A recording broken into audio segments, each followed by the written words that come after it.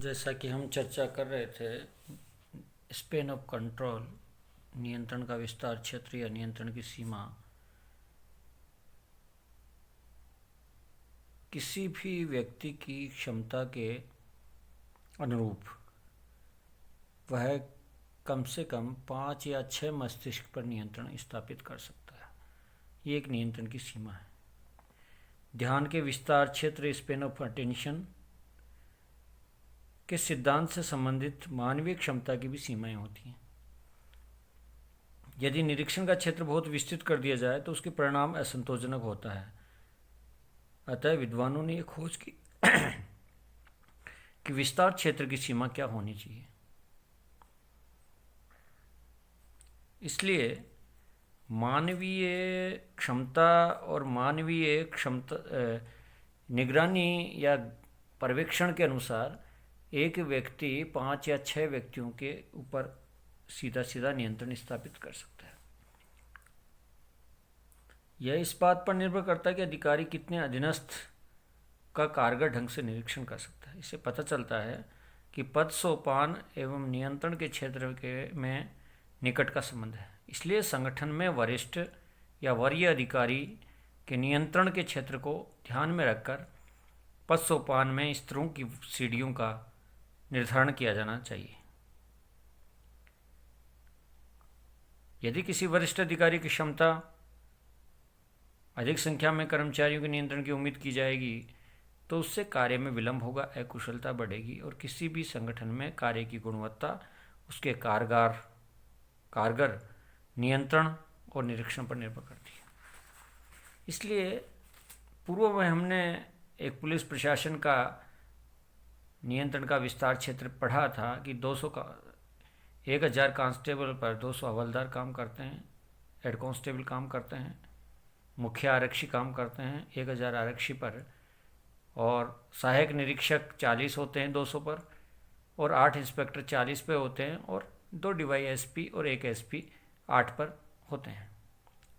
ये एक उदाहरण के द्वारा समझा जा सकता है। इसके पश्चात आता है नियंत्रण का विस्तार क्षेत्र को समझने के लिए संगठन में किस प्रकार से संबंध स्थापित होते हैं। उस दृष्टि से एवी ग्रेकुनास ने एक फार्मूला दिया है जिसे हम गणितीय फार्मूला कहते हैं, जिसको हम ग्रेकुनास फार्मूला बोलते हैं।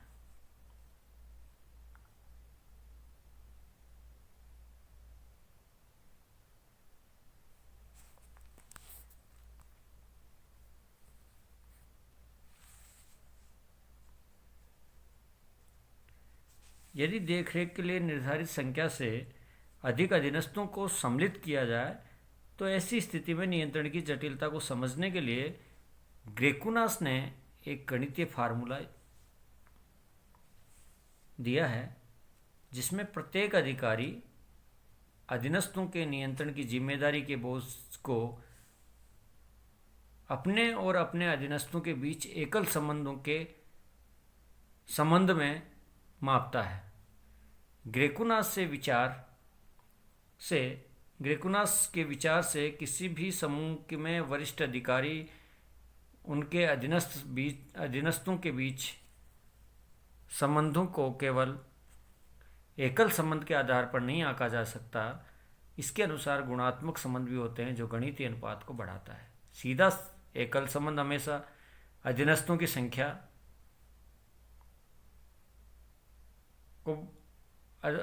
संख्या के अनुपात में बढ़ता है। ऐसी स्थिति में एक व्यक्ति बढ़ने से समूह में केवल एक एकल संबंध बनता है। लेकिन ग्रेकुनास के अनुसार, जैसा कि बताया, प्रत्यक्ष एकल संबंध सदैव अधीनस्थों की संख्या के अनुपात में बढ़ता रहता है। जो प्रत्यक्ष एकल संबंध है वह सदैव अधीनस्थों की संख्या के अनुपात में बढ़ता है। ऐसी स्थिति में एक व्यक्ति के बढ़ने से समूह में केवल एक एकल संबंध बनता है। लेकिन ग्रेकुनास के अनुसार सीधे समूह और गुणात्मक संबंध भी होते हैं जो अधीनस्थों की संख्या में वृद्धि की तुलना में कहीं अधिक तेजी से बढ़ते हैं। ऐसा इसलिए होता है कि प्रत्येक व्यक्ति के जुड़ने से अनेक गुणात्मक और सीधे सामूहिक संबंध उत्पन्न होते हैं, क्योंकि समूह में व्यक्ति पहले ही से ही मौजूद होते हैं। इसलिए संबंधों की संख्या घातीय अनुपात में बढ़ती है। इस हेतु ग्रेकुनास ने गणितीय फार्मूला विकसित किया है। ये ग्रेकुनास का जो फार्मूला है वह अपने आप में एक अलग अनूठा है कि ग्रेकुनास का मानना है कि सीधे और गुणात्मक संबंध होते हुए भी अधीनस्थों की संख्या में वृद्धि की तुलना में कहीं अधिक तेजी से बढ़ते हैं। और ऐसा इसलिए है कि प्रत्येक व्यक्ति के जुड़ने से अनेक गुणात्मक और सीधे सामूहिक संबंध उत्पन्न होते हैं, क्योंकि समूह में व्यक्ति पहले से ही मौजूद होते हैं। इसलिए संबंधों की संख्या घातीय अनुपात में बढ़ती है। और अपने अध्ययन के आधार पर ग्रेकुनास ने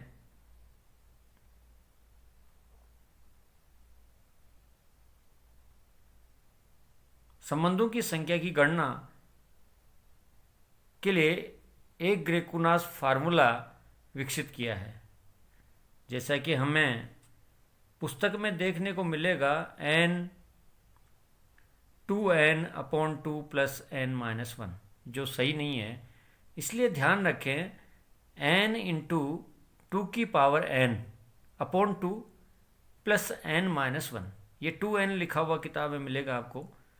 इसकी बजाय आपको n इंटू 2 की power n/2 plus n-1। n का तात्पर्य अधीनस्थों की संख्या से है। जैसे हम n बराबर 1 मान के कर सकते हैं 1 इंटू 2 की पावर 1/2 प्लस 1-1। 1 2 में 2 का भाग दिया 1 आया, और 1 में 1 गया 0 आया।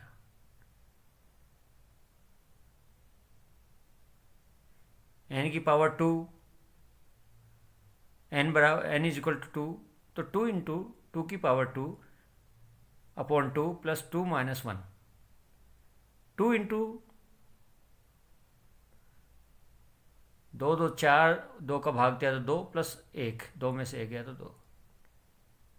इसी प्रकार n बराबर 3, 3 इंटू 2 की पावर 2/2 की पावर 3/2 प्लस 3-1, 3 4 प्लस 2। इसी प्रकार से n की पावर 6, ये संबंध है। तो इस प्रकार से 6 9 18, जैसे 3 का संबंध है 3 इंटू 4 प्लस 2, n बराबर 3 वाले फार्मूला में देखिए आप, इसमें 3 इंटू 4 प्लस 2 4 प्लस 2 है।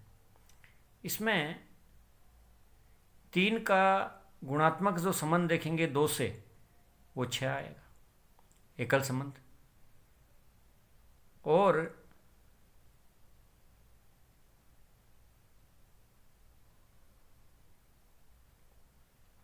चार में से 1 कम करेंगे तो 3 आएगा, और 3 को 3 से इंटू करने पर 9 आएगा, और 4 प्लस 2 6, और 6 का इंटू करने पर 18 आएगा। तो ये 6 3 आपके प्रत्यक्ष डायरेक्ट संबंध हुए। 6 आपका क्रॉस आड़े संबंध हुआ। 9 आपका प्रत्यक्ष समूह संबंध हुआ। और 4 प्लस 2 इंटू 3 18 कुल संबंध हुए। इसी प्रकार हम 6 का फार्मूला देखते हैं, n इज इक्वल टू 6, 2 की पावर 6/2 प्लस 6-1, 6 इंटू 3 32 प्लस 5 -6, ये -6 नहीं, सॉरी 32 प्लस 5। अब जैसे 6 इंटू 32 प्लस 5 है, तो प्रत्यक्ष जो है वो 6 है, नियंत्रित व्यक्ति की संख्या 6 है। जैसे तो 6 व्यक्तियों के नियंत्रित संख्या में, अधीनस्थों की संख्या में जो संबंध बनेंगे 6 × 5, 6 × 5, 6 × 5 = 30, 30 प्रति आड़े संबंध बनेंगे।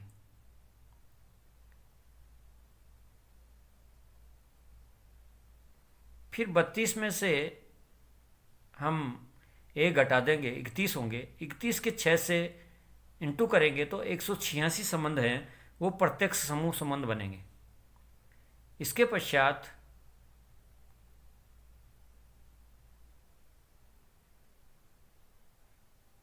32 + 5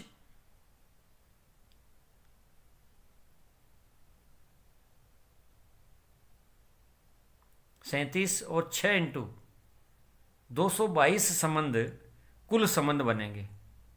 इस प्रकार से हम ये ग्रेकुनास का गणितीय फार्मूला है जिसमें ये बताया गया है कि किसी भी संगठन में 3 अधीनस्थ हैं तो वहाँ एकल संबंध,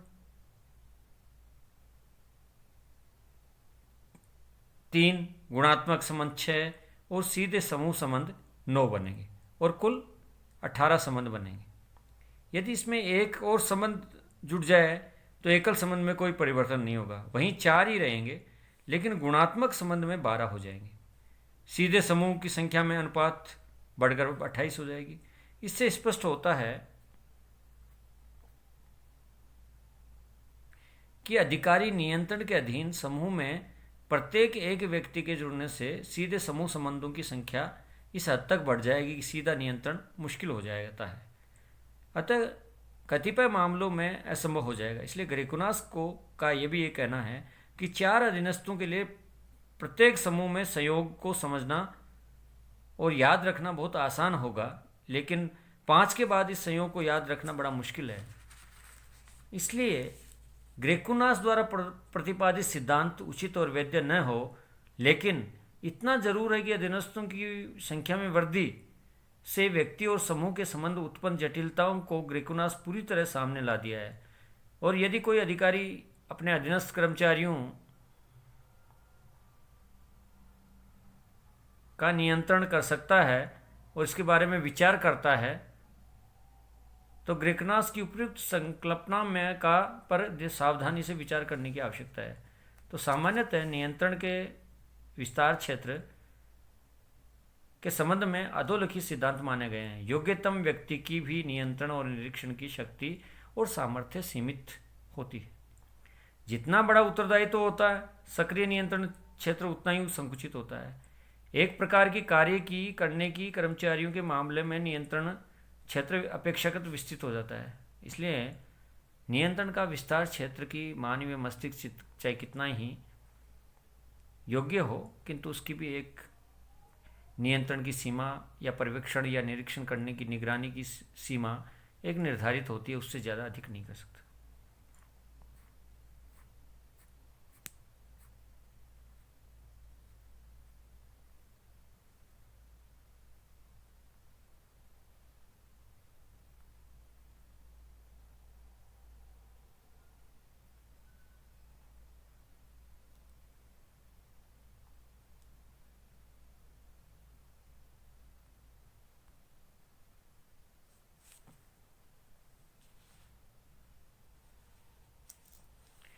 नियंत्रण का क्षेत्र जितना छोटा होगा उतना ही लाभप्रद होगा।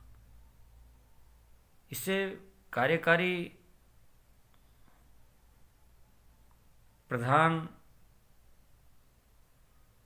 कार्यकारी पर भार कम होगा, विलंब और भ्रम कम होंगे, सक्रिय नियंत्रण का विस्तार क्षेत्र होगा,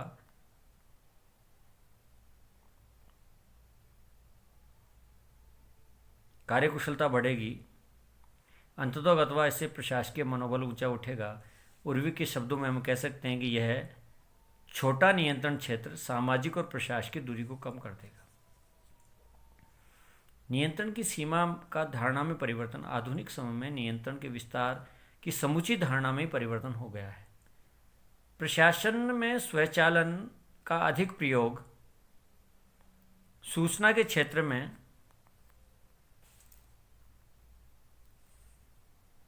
क्रांति और प्रशासन में विशेषज्ञों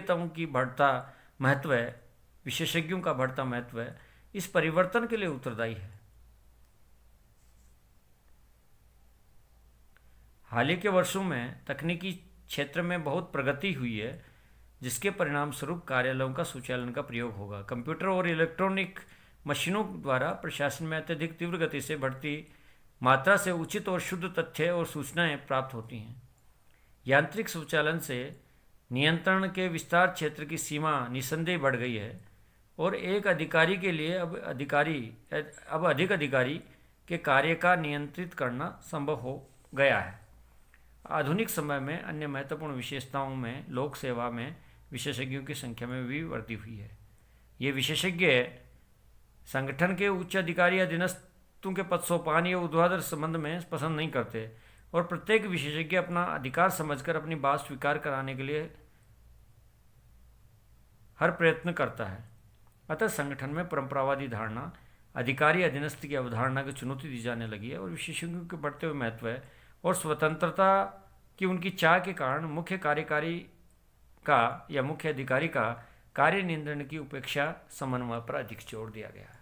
ये सिद्धांत चूंकि महत्वपूर्ण है, नियंत्रण की सीमा एक विस्तार क्षेत्र महत्वपूर्ण है, किंतु अब आधुनिक तकनीकी और कंप्यूटर प्रणाली ने या कंप्यूटर स्वचालन ने विस्तार के क्षेत्र में वृद्धि की है और अब नियंत्रण की अपेक्षा समन्वय पर जोर दिया जाता है, पर्यवेक्षण पर जोर दिया जाता है।